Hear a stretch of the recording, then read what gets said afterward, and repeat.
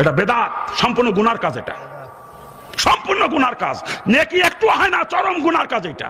বাপ মা মরে গেছে, এই বেদাত কাজ করে বাপ মার কবরে গুনাহ পৌঁছাচ্ছেন আপনারা। কিন্তু মাইয়াতের রুহের মাগফিরাতের দোয়া করে যেখানে দোয়া করছেন, ওখানে খানা খাওয়া হারাম, টাকা নেওয়াও হারাম। ওই খানা খাওয়া আর শুয়োর খাওয়ার মধ্যে কোনো পার্থক্য নাই।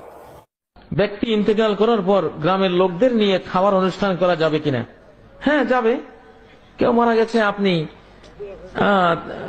10-20 জন, 100 জন, 400 জন নিয়ে খাওয়াইলেন, অনুষ্ঠান করলেন, হ্যাঁ করতে পারেন। যদি আপনার নিয়তে থাকে কবরওয়ালা মানুষটার উপরে একটু আযাব হোক,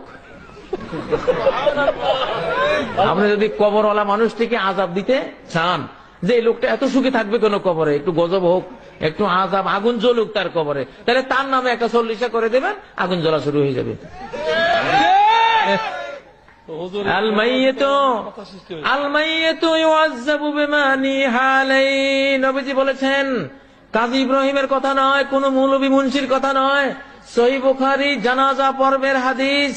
জানাজা পর্বের হাদিসে নবীজি বলেছেন, আল মাইয়িতু ইউআযাব, মুর্দাকে আযাব দেয়া হবে, বিমা নিহা আলাইহি, মুর্দার জন্য যদি কোনো নিয়াহাত খাওয়ানোর অনুষ্ঠান, শ্রাদ্ধ অনুষ্ঠান কেউ করে, তার ছেলেরা করে, তার মেয়েরা করে, আত্মীয়রা করে, যেই করুক না কেন, তার জন্য যদি তার দাফন কাফন জানাজার পরে এমন কোন অনুষ্ঠান করা হয়, আর সে জীবদ্দশা যদি নিষেধ করে না গিয়ে থাকে যে বাবারা আমার মৃত্যুর পরে কোনো শ্রাদ্ধ করিস না, কোনো জিয়াফত করিস না, কোনো নিয়াহাত অনুষ্ঠান করিস না আমার জন্য, যদি নিষেধ না করে গিয়ে থাকে, আর ছেলে মেয়েরা যদি এটা করে, তার আযাব শুরু হয়ে যাবে।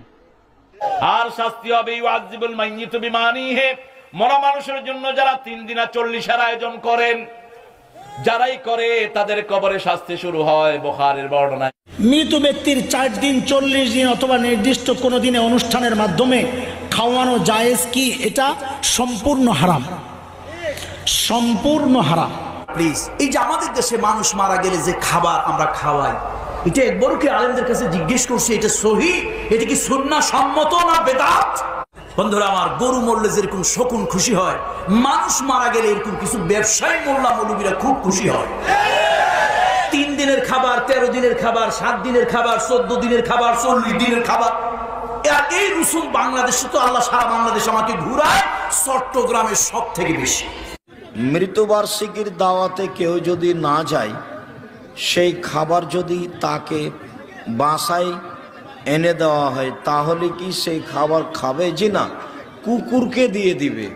ওটা হলো হারাম, 2টা পাপ, একটা বিদাত, নেকির আশায় করেছে এই জন্য, দ্বিতীয় নির্ধারিত দিনে করেছে এই জন্য শিরক। শ্রাদ্ধ হলো হিন্দুদের মানুষ মারা যাওয়ার পরে খানা, সেই জিনিসটা আমাদের মুসলমানদের মধ্যে আসছে যে মরা উপলক্ষে খানা খাওয়ালে মাইয়াত সওয়াব পাবে। সাহাবীরা তাবেঈনরা করেননি, বলেননি। রাসূলুল্লাহ সাল্লাল্লাহু আলাইহি ওয়াসাল্লাম বলেছেন সাদাকায়ে জারিয়া করতে।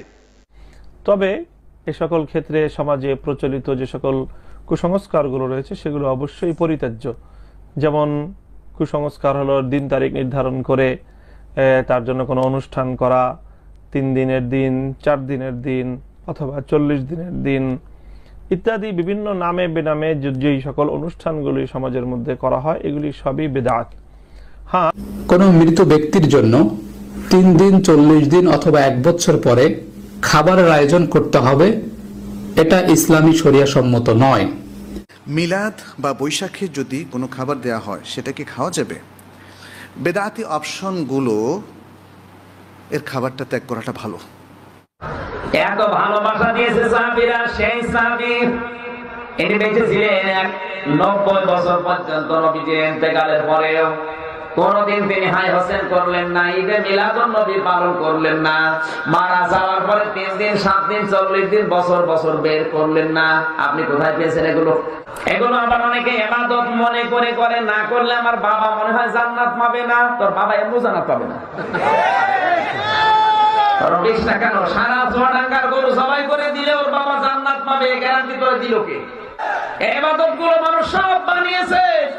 লোকটা মারা গেল, কবরে থওয়া হয়েছে, দোয়া করার জন্য কুলখানি করে আর 40 করে। এই যে কুলখানি আর 40 বানেশ্বরে আছে নাই?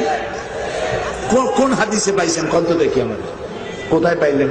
কুলখানি করা লাগবে, 40 করা লাগবে? হাদিসের কোন নির্দেশ নাই, কোন অনুমতি নাই। বরং দোয়া করবেন, দোয়া করবেন। রাসূলুল্লাহ বলেছেন মৃত্যু ব্যক্তির জন্য দোয়ার চাইতে উত্তম হাদিয়া আর কিছুই